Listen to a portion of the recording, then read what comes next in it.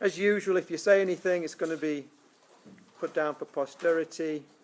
And let's put a timer on here. So, got a little bit of catching up to do, but not much. So, okay, so last time, well, the time before last, we were talking about this general physics electric field notes, and we talked about good old, our old friend Millikan, who did the oil drop experiment and discovered the smallest amount of charge that you can have. And we talked about how we can charge up insulators and we can charge up isolated conductors, and there's some advantages and disadvantages to each. And then we talked about how we can give an amount for the amount of force that's caused by two charges being somewhat close to each other. And we talked about the magnitude, and then we talked about the vector form. And the only difference between the magnitude and the vector form is basically the unit vector, which is a vector which has a magnitude of 1, and it points in the direction of the force. And so there's various strategies for actually finding that unit vector. And the two key things tend to be, I could give you the displacement vector for the first charge from the origin and the displacement vector from the second charge to the origin, and you've got to figure out a displacement vector between the charges, and then from there get your unit vector. Or alternatively, I could just give you the displacement vector between the charges, and then you'd have to work out your unit vector from there. But those are the two kind of approaches I can take as a tester. So we did some of these conceptual and some of these numerical values. And then we talked about the superposition principle, which basically says, look, if I have, you know, a whole bunch of charges, I just treat them one pair at a time. And the big conceptual problem is people think that because I have another charge, somehow that's distracting the thing that's pushing on me.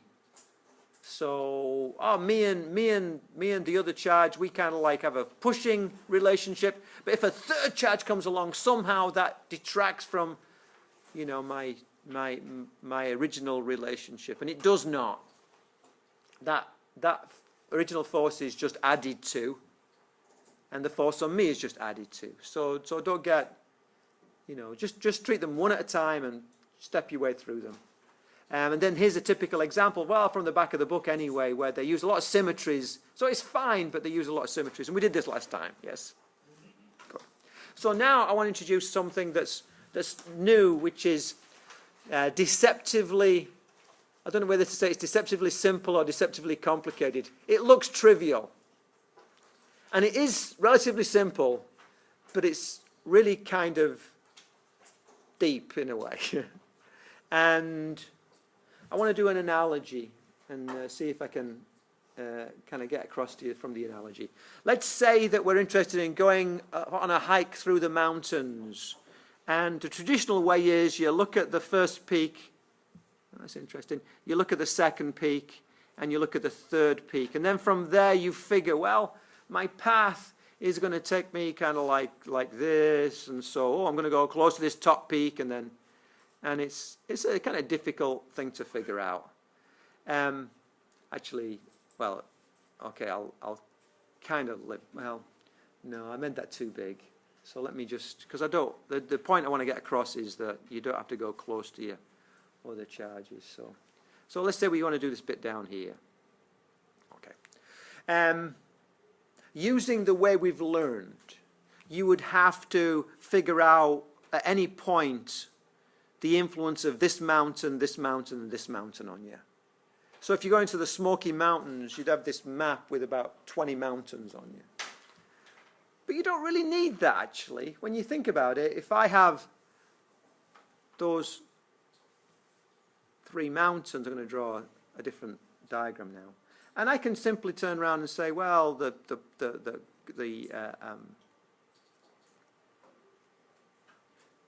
contour lines around these mountains, they look something like this, actually, when I look at it. And I then come along with my path, and I say, well, I start here, and I kind of go uphill until I get to there, and then I go around this bit, that's all level. I come down here, and then I go back, and I'm going down the valley now.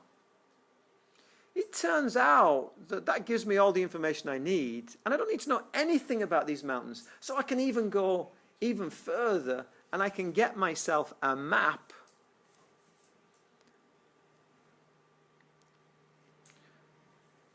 which just has my contours on it.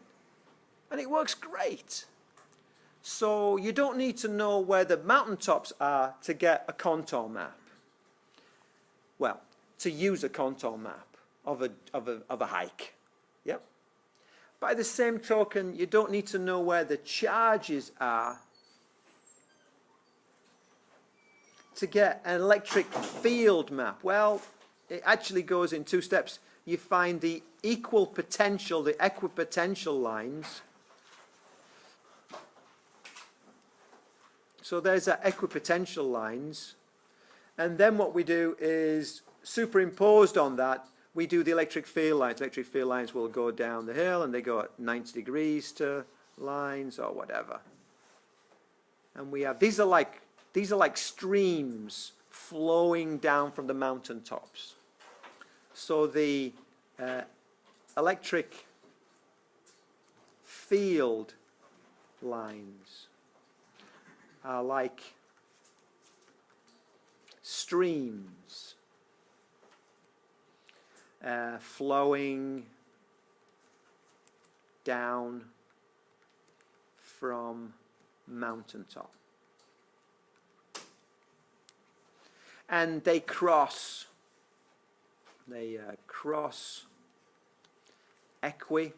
equal potential voltage lines at 90 degrees.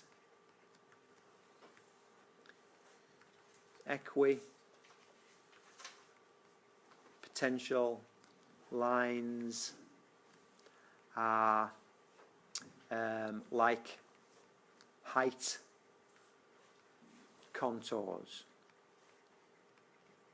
on a map. And just like it would be a pain having this huge thing with all the mountaintops on when you don't really need them, so it's a pain sometimes looking at the original sites for all the electrons, for all the charges. I'll give you an example. So I used to work for a company that makes electron microscopes. And so the electron microscope is a beam of electrons. So, but you want the beam to be as small as possible, because if you have a small beam, you can get more resolution than a big beam. So you basically have a filament, and that filament gives off electrons. And the electrons come from a fair area of this heated tip. Current flows through this. You get one hot spot where you pinch it. And so electrons come off in all directions, but over a large area. And you'd like to pinch down that source into a really tight little bundle. And they developed something called a Wienelt cap. And the Wienelt cap is a very kind of sophisticated kind of structure. It's like a, I'll draw it. It has this little thing inside.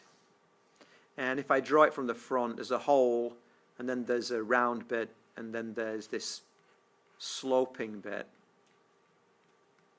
That's what this guy is. And then there's the rest of the tube around here. And that just screws on over the cap, and you make this negatively charged, so you make this negative, and it kind of forces the electrons. The electrons want to go like that, but they get forced like that, and they go through the point.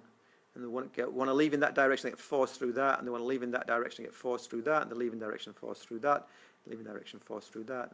And so you get this little spot here, and the smaller you can make that spot, the better the quality of your electron microscope.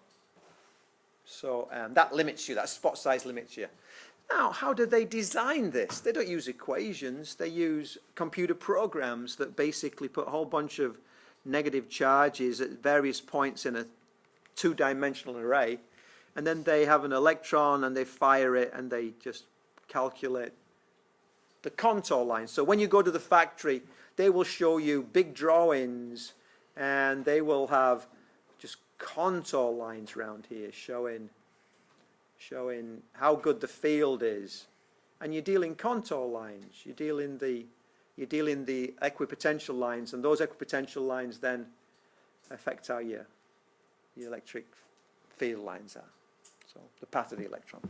So it's very sophisticated, but very simple in a way. Yeah. So the basic message is you don't need to deal with point sources of charge. You can deal with the effect of point sources of charge. And you can call that the electric field. So that's where we're going to go. And it's simple, but it's sophisticated in a way. So let's get rid of this.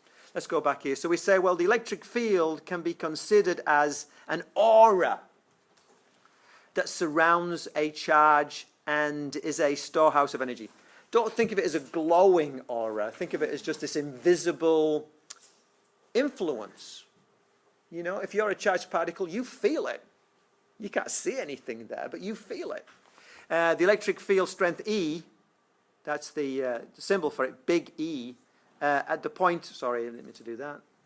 Electric field strength at the point in the space is numerically equal to electric force that would be experienced by a unit positive charge.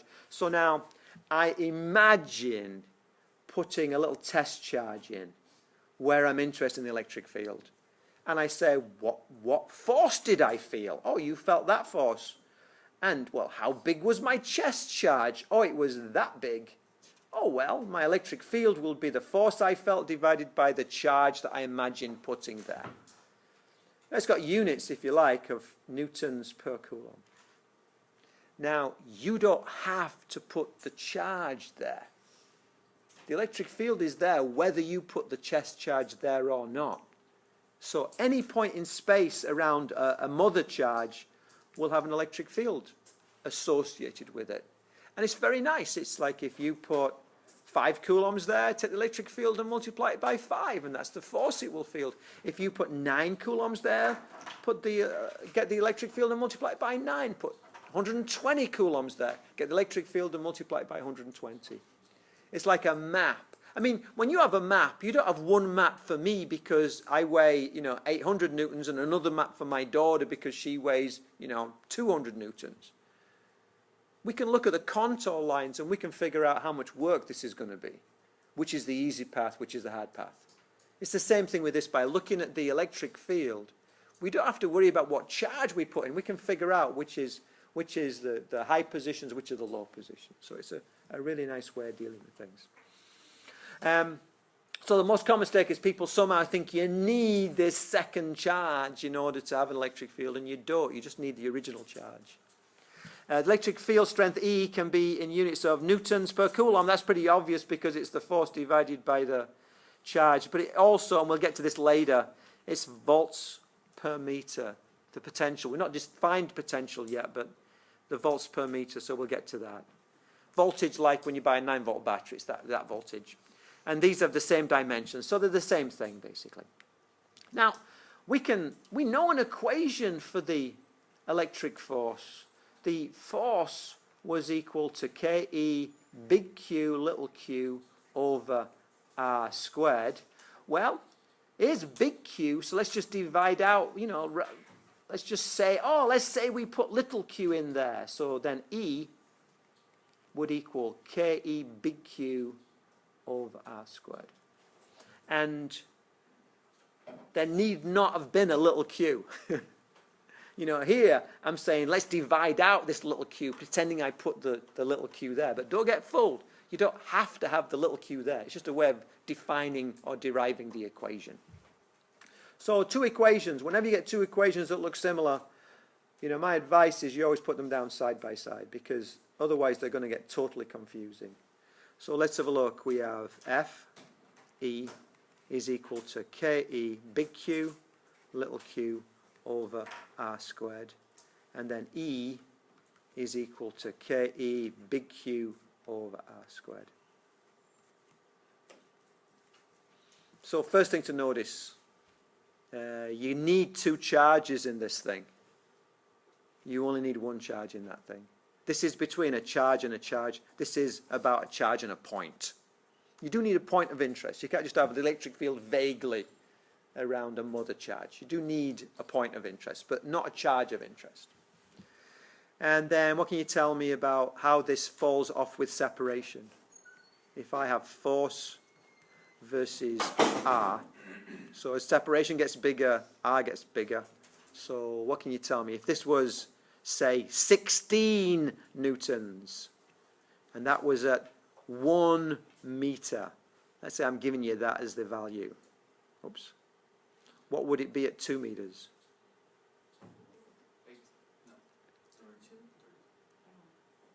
Well, as this number gets bigger, that value gets smaller. So you've got to recognize, what kind of mathematical function is it? Inverse square. How does an inverse square go? If I double my separation,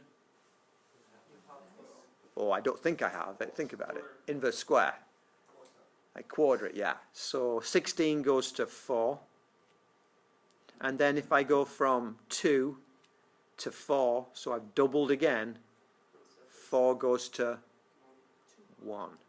Every time you double your distance, you get 1/4 the effect. That's inverse square. They all look vaguely like this. So, and that's why we're picky about it, because an inverse would look, I didn't draw this very well, but an inverse and the inverse square are hard to tell the difference when you just glance at it. You've got to actually turn around and say, oh, look, that's 1/4 of that. I doubled my distance, and I got 1/4 the effect. What about electric field? And how would that look? Let's start off at the same point. 16 newtons per coulomb, and this is 1 meter. So I'm going to start you off at that point. So what would it be at 2 meters? It's going to be 4 again, isn't it? Because it's an inverse square. And what would it be at 4 meters? 1.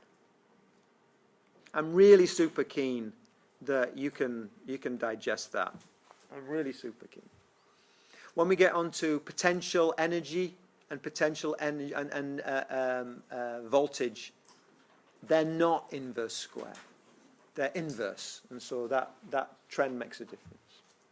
Can you give me a geometrical justification for why force should follow an inverse square relationship? If you were to talk to somebody and say, I don't see why it's not an inverse relationship, can you give me some geometrical visualization about why when Q's there and Q's there, why it should be that this R follows, this force relationship follows an inverse square relationship? Sorry? So one person, I'm deaf and old. What do you think? So it's following a spherically symmetrical issue, isn't it? So when it's following a spherically symmetrical issue, then the effect, like intensity, for example, falls off as an inverse square relationship. And where have we seen this inverse square relationship before? What kind of functions? Sorry? Gravity was the classic. That was the initial one. Pardon? Any kind of intensity, like intensity of light, as long as it's, well, not any kind of intensity, but as long as the intensity is going out as in all directions. So sound intensity, light intensity. Can you see how these same relationships come up? When you see the pattern, you go, oh, I know where I'm at. If I told you that radioactivity falls off as an inverse square relationship, you know, you could, oh, I know what I'm doing here. I've been here before. So try and always, when you get a new equation, especially when it's very similar, we're going to have 6 equations in the end. They're all kind of similar. You've got to put them side by side and compare and contrast them. What's the same? What's the different? And why is it different? It's like, that's the way you... Then you don't have to remember 6 magic equations. You know it should be an inverse square because you can visualize the science of what's going on. Or you know it's an inverse, or you know it needs 2 charges, or you know it needs 1 charges, and you'd never make that mistake again because you know why it is the way it is. So try to get beyond remembering and try to get to understanding where it comes from. Cool. Okay, so we have this expression for our electric field. So we say a large point charge Q establishes an electric field. Well, so does the little test charge as well, but we're only interested in the field caused by the large force charge. The moon causes a gravitational field that affects the Earth, just like the Earth causes a gravitational field that affects the moon, but it's good to talk about one or other of them at times, not just both of them all the time. So yeah, I'm imagining that this is causing a electric field which is going out in all directions away from this thing. Why is the electric field going away? Because the test charge is a positive charge. Gravity, masses only pull masses. But with charges, well, if they're opposite charges, they attract. And if they're similar charges, they repel. So we could get a pulling force or a pushing force. And so we have to distinguish between the two. So we say, oh, the positive charge is like the top of a mountain. And so electric field is what would happen if you put a positive boulder on the side of the mountain. Well, it would roll downhill. So positive charges, electric field always goes away from a positive charge. And a positive test charge would move in that physical direction. Means an electron would go in the other direction. So there's a little bit of a bit more complicated issue there. So these arrows go on, until they hit another charge, but I can pick a point on the arrow and say, let's make a vector which is magnitude and direction. So can you see I've got really two different types of arrows here. I've got the continuous arrow showing the stream rolling down the hill. And then I've got this electric field vector arrow, which is showing what's the strength of the stream at that point. And what we say is that if this electric field does this, then I can pick a point, and my little E vector is always a tangent to it. And it will have different values depending on the different strengths. So yeah, if there's a positive charge and a negative charge, as we did in lab, we find that we get these kind of arrows. And at any one of those, I can pick a point and get this E arrow, which is that guy there. So there's two different kinds of E arrows. Yeah. Okay. But basically, the equation for this is going to be E is equal to KEQ over R squared. And it's a vector, so the direction of this E is the same as the direction of this unit vector. So this is really nice, actually, because what this means, well, let me contrast something. So there I drew this.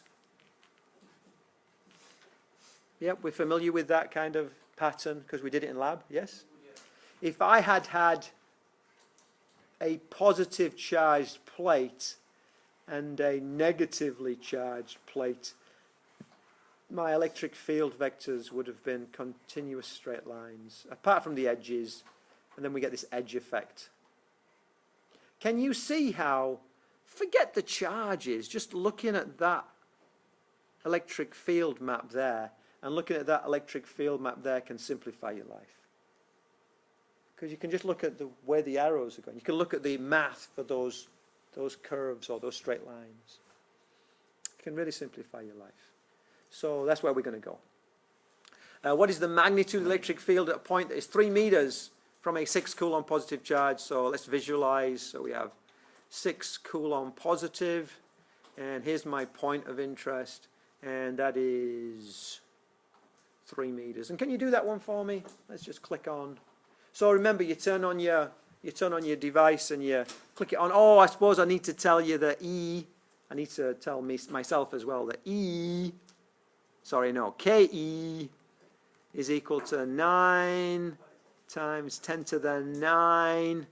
Anybody remember the units? Pardon? Newtons. Not newtons per coulomb, that's the electric field. Newtons meter squared per coulomb squared? That sounds familiar, yeah. Anyway, it's 9 times 10 to the 9. So can you figure that out for me, please? I have got, how many people?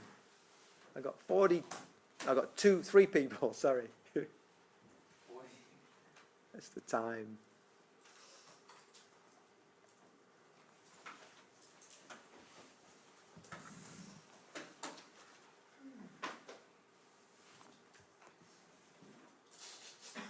So actually I'm going to, so that people don't get. Okay, so, let's see what people said. So, boom. So most people are saying C for this. There's an A and an E, but most people are saying C.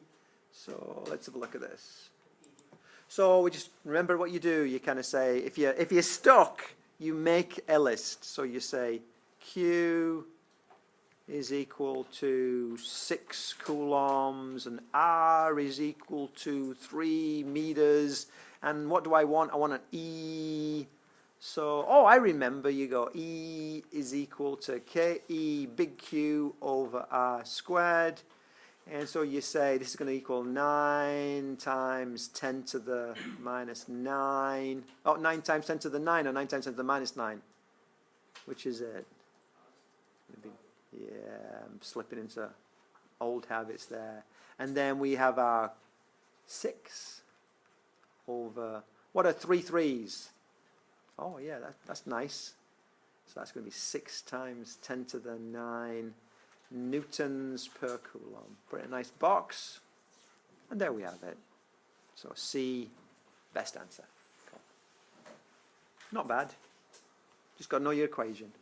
Okay, yada, yada, yada. So now let's say we have a point of interest. There's no charge here. We have this family of points, family of charges.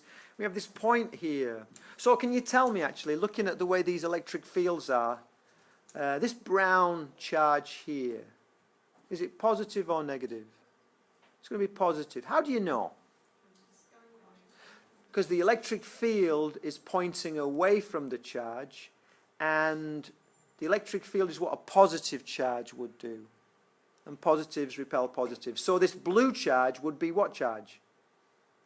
What kind of sign? Would be negative, because it's attracting. It's not attracting a force. It's drawing, I don't know the language for this. The electric field is pointing towards it. Yeah.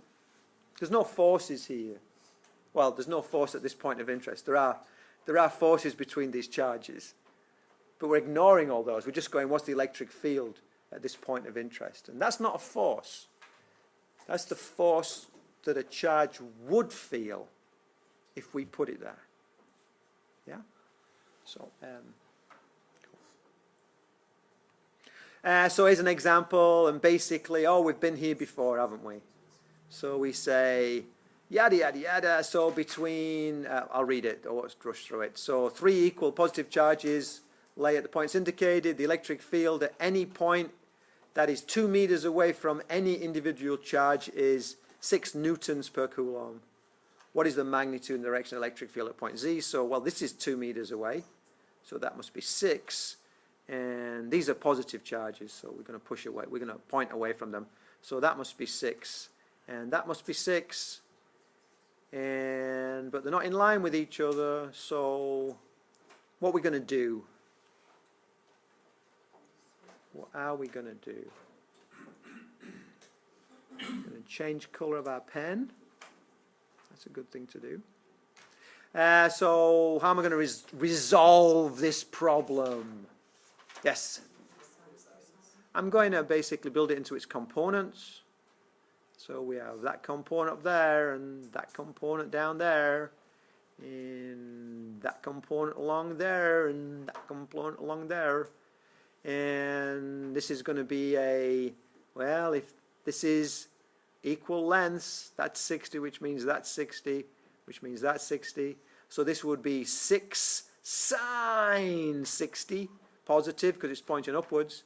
And this one down here would be 6 minus 6 sine 60, because it's pointing downwards, and those guys are going to cancel each other out. And then this here is going to be plus 6 cosine 60. That's going to be plus 6 cosine 60, and those 3 survive. So that's going to be 6 plus 1.5 plus 1.5, which equals, what would that be? Sorry, no, 6 plus 3 plus 3. So that would be 12 newtons per coulomb, and it looks to me like it's pointing towards the right. Yep. Again, a lot of symmetries in that one. Okay, so let's get, this is calculus-based physics, so let's do some calculus. So let's say we have a cloud of charges. These charges are so close together, and there's so many of them. It's like trying to count the particles in smoke. So what we do is we say, look, let's just imagine it's this like sponge-like stuff. And I'm going to divide it up into a whole bunch of little cubes. I'm going to figure out the math for each little cube. So let's picture one cube. So here's the cube, and it's got this little bit of charge in it, this delta Q. The blue is the entire cloud. And I got my point of interest, which is P. And so that little bit of charge is going to cause that little bit of field. And what do I need to know? I need to know the separation, so I need to know R. And if I want the vector, I've got to take the vector into account here because I'm summing things vectorially. Clearly, that is not the same as that, so I've got to sum them vectorially. I need to take into account the direction. And just my math intuition says that's going to be hard work. Okay, so my physics intuition says let's just use a lot of symmetry and simplify things. We're physics, so we're going to use symmetry. So, okay. So we say, well, we divide a continuous charge distribution into small elements containing a little bit of charge delta Q. The electric field due to one charge element is that. We know that. That's just an equation that's in our memory bank.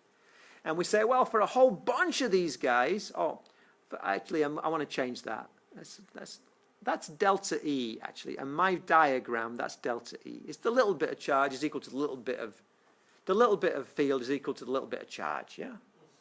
So then I come down and say, well, my E is equal to the sum of all these delta E's, which equals the sum of all these K, E, Q, whatever the little charge bit is, all the little bits of delta Q over all the different R's times all the different unit vectors. So I can write this in the limit. I can say this equals the integral of KEQ dq over R squared. And do you notice how this is reminiscent of KEQ over R squared? Yeah? I just changed my Q into dq, and I got rid of the delta E by putting the integral sign in. So you see how it's not just a magic script. It's like it's mean steps, yeah. And the more I understand where the steps come from, the easier it is to figure out. Now, in truth, I must confess, when I was a student, as teachers, you tend to make mistakes. You don't write it down quite the way you should do. Like I didn't write that delta E down. I put E because I was thinking it's electric field. I was guilty of sloppy thinking.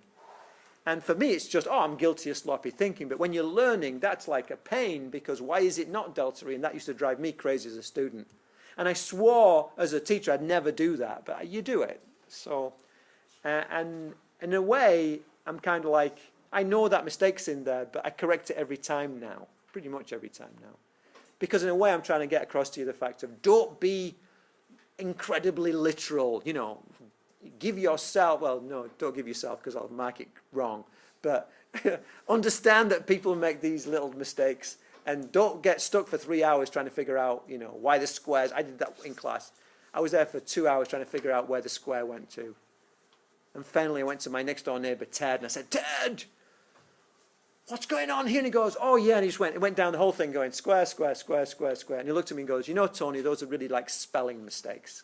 Well, he's talking to a guy who can't spell, so it's like, yes, I agree, I said, But so try to just, recognize that this is all shorthand. This is all shorthand, and so it's subject to human error. So look for the similarities and try and understand what's going on. So let's look, consider a rod. So we're using symmetry, so we're going to use a rod. So a rod of totaling 9 coulombs. The rod lays on the x-axis, so let's visualize. So there's my x-axis, there's my origin, and it extends from +3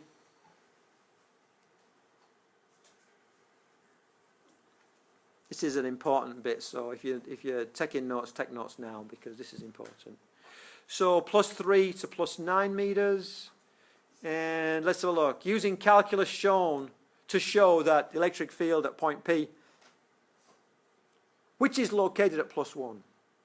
So there's +1. There's my point P. And it gives you an answer. Now, in a test, I would not give you the answer. This is just so that we know the answer when we're doing the calculation. But I want to know the electric field. So let's draw DE.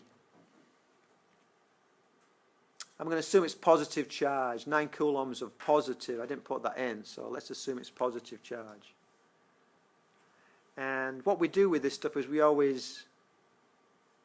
what we do with this stuff is write down the equation. And our equation says that my E is equal to the integral of all my little dE's, which equals the integral of KE dQ over R squared. Agreed? And I can put my hand on my heart and say, I have no idea how you integrate. So what's changing? The R's changing, isn't it? The separation between point P and my point along the thing is changing. So it's my R that's changing. My R is basically, let's just take a little slice. There's my R, but that R is not constant. So I want to integrate all those slices together with respect to charge. And it's like two different things, so I can't do that. So I've either got to change my R into a Q or change my little dQ into an R. And so that's the choice I make. So I say to myself, well, this is dQ. But it's also a certain width. And that's my dR.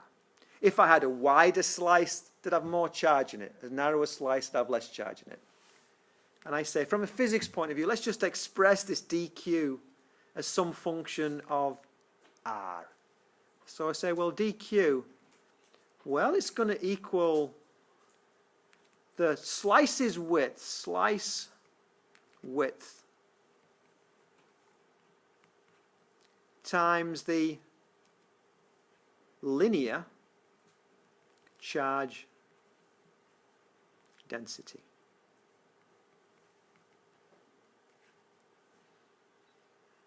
It's a linear thing, so I don't have to do the volume charge density. I can just do the linear charge density because it's nice and uniform in the z direction. It's nice and uniform in the y direction. It's only the x that I'm worried about. So use the linear charge density.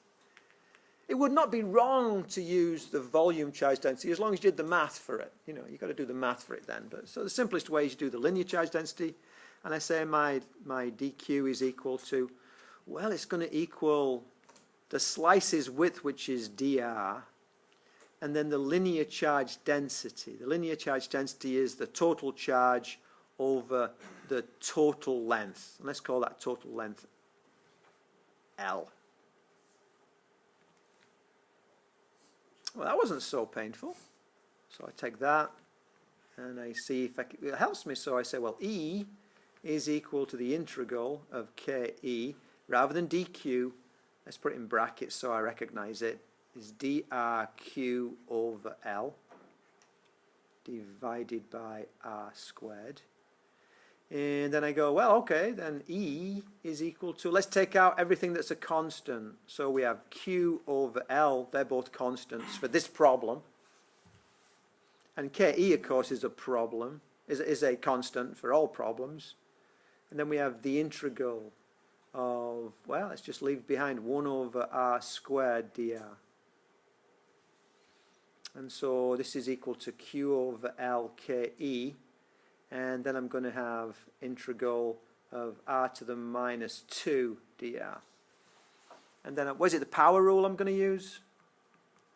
Is it power rule for integration? It's basically you increase the power by 1 and put it in the denominator, yeah?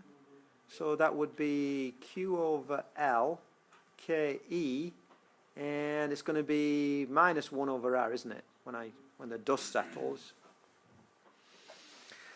Okay, so done. Well, not quite, because now I got to do the limits. I'm going to give you 2 options for the limits. I want you to do a bit of voting. So option A is going to be 7 and 3. Option B is going to equal 4 and 0. Option C is going to equal 6 and 2.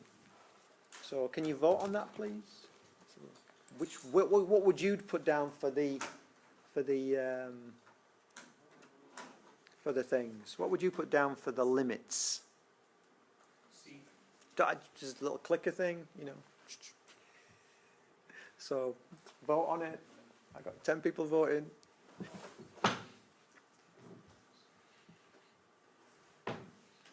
can let it go for just a little bit longer. This is got 11 people.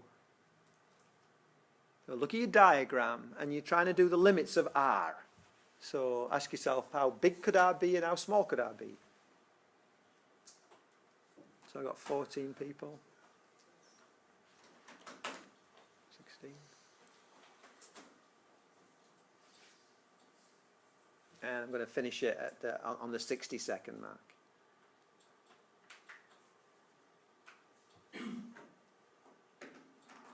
Okay. So what we're saying here? Let's have a look. So a bit split actually. So let's go through why. It is C. So what we go is we imagine that we want R to be as small as it could be. And the smallest value of R is basically from there to there. And that's a 3 and that's a 1, and the difference between them is 2. And then the biggest, the furthest slice is way over here. And that's a 7 and that's a 1, so the distance between them is 6. So it's C is the answer. And if you put 7 and 3, you just looked at the two ends of the rod and assumed, implicitly you assumed that the point of interest was on the origin, and it never is. It rarely is. And if you put down 4 and 0, you looked at the length of the rod and you said, I'm going to go from one end, from the near end, which is no distance to the length of the rod. So there's logic behind each one of those. But the correct logic is you got to look at, what R is. Yeah, question or comment?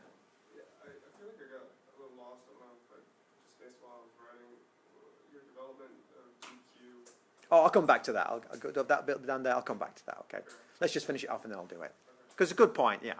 So then I go between, let's have a look. Now what I said, 6 and 2. So now I substitute in and I say, well, let's put all the numbers in now.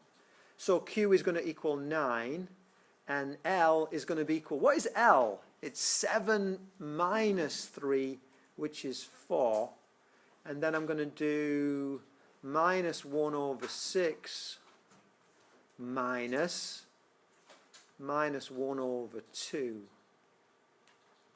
So this is going to, E is equal to 9 over 4. I forgot my KE, didn't I? Bad me. KE, 9 over 4. And then let's do it step by step. I don't want to make a mistake when I don't have to. Minus 1 over 6 minus plus 3 over 6. Which equals KE 9 over 4, and that's going to be times 2 over 6. So that's going to be 18 over 24 KE. So E is equal to 0.75 KE.